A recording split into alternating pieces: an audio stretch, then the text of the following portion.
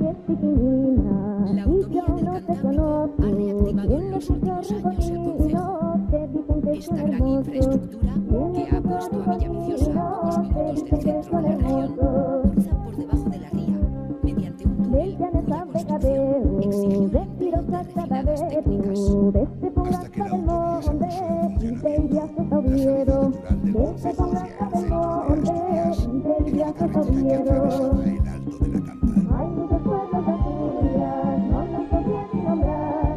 Y esta canción va para todos y no lo puedo callar. Asturias es lo más guapo, hay que pasar y nacer. Asturias es lo más guapo, hay que pasar y nacer.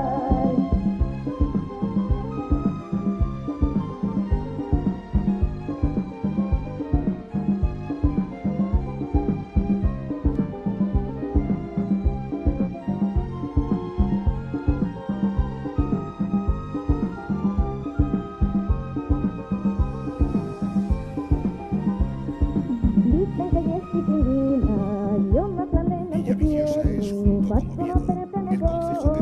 El concejo que cuenta con el mayor número de restos arquitectónicos del preacuático asturiano, combinados con la conserva su fábrica original, San Salvador de Priesca, de planta basilical de 3 naves y cabecera cobertura, y que conserva restos pictóricos interesantes en la zona de Santullano y San Salvador de Dios.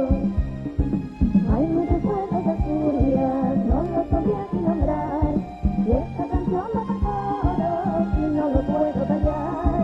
Asturias es lo más guapo, hay que pasar y nacer. Asturias es lo más guapo, hay que pasar y nacer.